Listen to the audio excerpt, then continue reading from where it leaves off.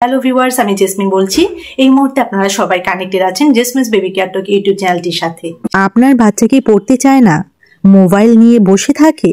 তাহলে আজকের ভিডিওটিতে জানুন, বিজ্ঞানীরা বলে বাচ্চাকে জোর করলে সে শেখে না, কিন্তু বুদ্ধি খাটালে সে নিজে নিজে শেখে। কি দারুণ, তাই না?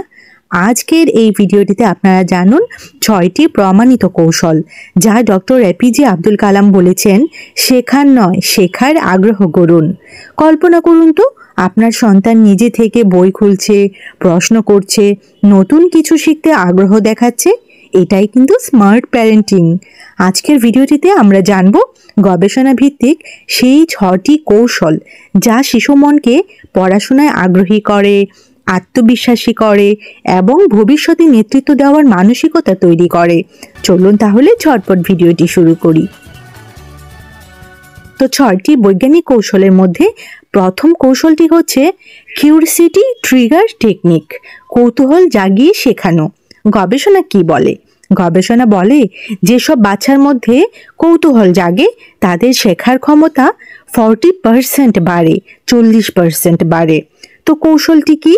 বাচ্চাকে প্রথমে প্রশ্ন করতে শেখান, যেমন তুমি মনে করো আকাশ নীল কেন, গাছ পানি খায় কিভাবে। ফলাফল কি? ফলাফল হচ্ছে মস্তিষ্কের ডোপামিন বেড়ে গিয়ে বাচ্চা শেখায় আনন্দ পায়। 2 নম্বর কৌশলটির কথা বলবো, সেটা হচ্ছে রিওয়ার্ড লুপ মেথড, ছোট অর্জনে ছোট পুরস্কার। ডক্টর এপিজে আব্দুল কালাম বলেন, শিশুর প্রতিটা ছোট অর্জনকে বড় করে দেখান, তাতেই শিশুর মন জ্বলে ওঠে। গবেষণা কি বলছে? গবেষণা বলছে ছোট পুরস্কার দিলে বাচ্চার মোটিভেশন সার্কিট সক্রিয় হয়। একটি ছোট্ট এক্সাম্পল আপনাদেরকে দেই।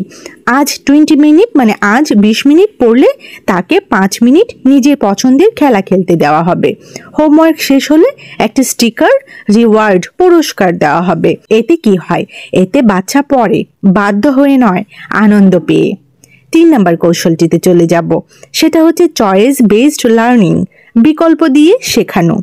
বাচ্চাকে প্রশ্ন করুন, তুমি আগে ম্যাথ পড়বে নাকি ইংলিশ পড়বে? গবেষণা কি বলছে?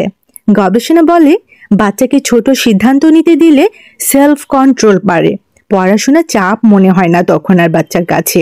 আমার কাছে কিন্তু কৌশলগুলো দারুণ লেগেছে। আপনাদের কাছে কেমন লাগছে বা ভিডিওটা শেষ করার পর 6টি কৌশল কেমন লাগবে আমাকে কমেন্ট সেকশনে জানাবেন।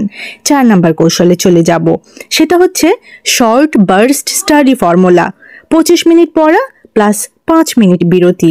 এটি পোমোড্রো টেকনিকের শিশু বান্ধব ভার্সন। বাচ্চাদের মস্তিষ্ক দীর্ঘক্ষণ ফোকাস ধরে রাখতে পারে না, তাই 25 মিনিট পড়া, 5 মিনিট বিরতি, 4 রাউন্ডের পর বড় বিরতি। এতে কি হয়? এতে মনোযোগ 200% পর্যন্ত বৃদ্ধি পায়। দারুণ কিন্তু এই টেকনিকটা। 5 নম্বর কৌশলে চলে যাব, সেটা হচ্ছে স্টোরি বেসড লার্নিং, গল্পের মতো শেখানো। Doctor APJ Abdul Kalam sir তার নিজের বইতে লিখেছেন, আমি বিজ্ঞানকে গল্পের মতো বুঝতাম, তাই বিজ্ঞানকে ভালোবাসতাম।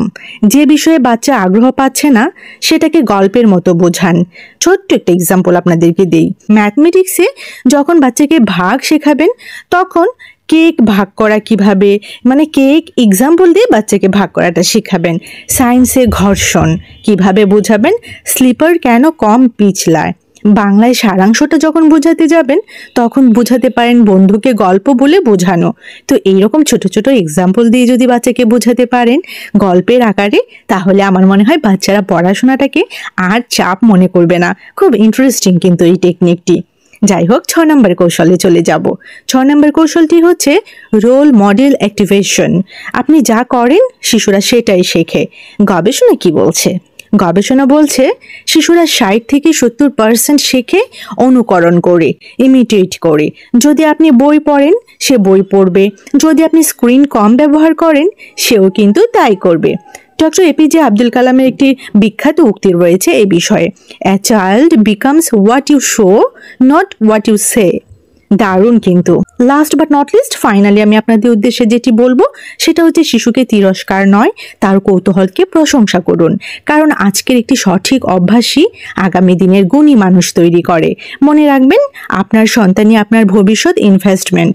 তাকে প্রেমে শেখান, বুদ্ধিতে পথ দেখান। ভিডিওটি এখানে শেষ করছি। কেমন লেগেছে আজকের ভিডিও অবশ্যই আমাকে কমেন্ট সেকশনে জানাবেন। আর এরকম ছোট বড় আর অনেক ইনফরমেটিভ ভিডিওস পেতে আমার চ্যানেলের সাথে কানেক্টেড থাকবেন। সবাই ভালো থাকবেন, বাচ্চাদেরকে ভালো রাখবেন। আল্লাহ হাফিজ।